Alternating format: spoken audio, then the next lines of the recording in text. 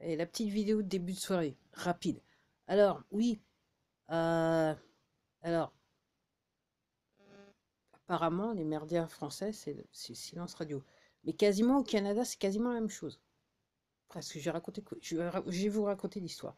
Donc, au Canada, il y a plus de 50 000 routiers qui sont en train de bloquer les routes.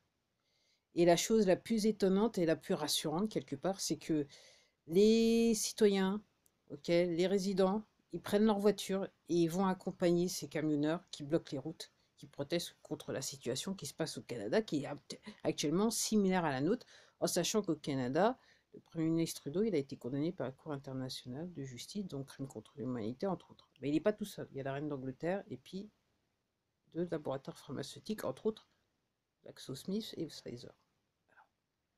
Donc, au Canada, alors quand je vous disais, donc on n'en parle pas en France, mais au Canada presque, c'est qu'eux, ils ont dit non, il y avait juste quelques, je dirais quelques centaines de camions sur les routes, alors qu'il y en a 50 000. Apparemment, ça fait l'équivalent de 70 miles, enfin 70 miles de bouchons. C'est des gens qui viennent avec leur voiture. Voilà. Pendant ce temps-là, en France, alors aujourd'hui, je regardais un clip vidéo de LCI sur LCI là, donc pas sur LCI, mais de LCI, si vous voyez ce que je veux dire. Il y avait Olivier Véran. Alors, moi, je sais pas.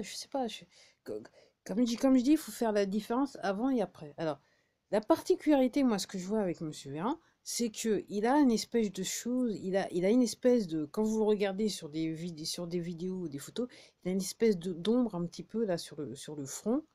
Ok, ça cause des, je sais pas, des rires, des compagnies. On a même l'impression, en fait, ça fait un petit peu personnage de science-fiction. Je crois que c'était un personnage de Star Trek. Sauf qu'il n'a pas la bonne couleur de peau. Il avait une espèce de truc là qui tournait juste au niveau, là, au niveau de son troisième œil. Ça fait un peu ça. Bref, tout ça, je vous dis ça, c'est que j'ai beau regarder la vidéo, c'est pas loin. Entre guillemets, ma vidéo, elle sera plus longue que la vidéo que j'ai vue. Je dis ça, mais je dis rien. Ok. Déjà, j'ai l'impression ce côté, cette marque là, un petit peu sombre, obscure, je sais pas. Je dis ça, mais je dis rien. Ok. Je l'ai pas vu sur la vidéo. Puis je trouvais que le visage était bien lisse. Et puis même au niveau de la voix, moi, sa voix, le ton de sa voix m'a choqué. J'ai l'impression que c'est un petit peu forcé sur cette... C'est un petit peu imité. Je dis ça, mais je dis rien. Vous me connaissez, comme d'habitude, je dis ça, je ne dis rien. Peut-être pour ça qu'il faut vous abonner à ma chaîne. Je sais pas, je dis ça. Puis encore un autre truc que je vais dire, mais je dis rien.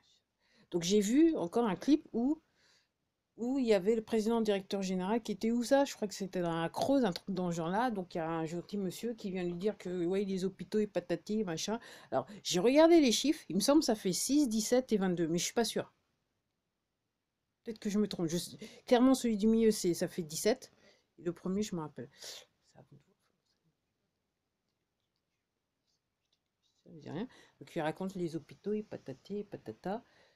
Et puis vous avez le PDG directeur général en train de le regarder. Déjà, juste à la touffe, là, je trouve que la touffe, déjà, elle est bizarre. Et puis la manière dont de la manière dont il semble écouter la personne, déjà, je trouve que c'est bizarre.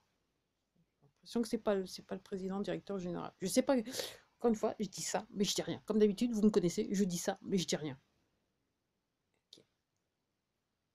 Alors, je vais faire encore une petite couche sur les hôpitaux, mais ça vaut aussi avec l'éducation nationale, hein. Donc, si vous travaillez dans la médecine, ok, les hôpitaux, il va falloir penser à un changement de carrière. Parce que la médecine, telle que nous la voyons, là, nous l'avons connue, hein, elle va changer. C'était plus pour nous amener du coup, faire passer l'arme qu'autre chose. Donc, et c'est pareil pour l'éducation nationale, donc c'était plus pour nous laver le cerveau qu'autre chose.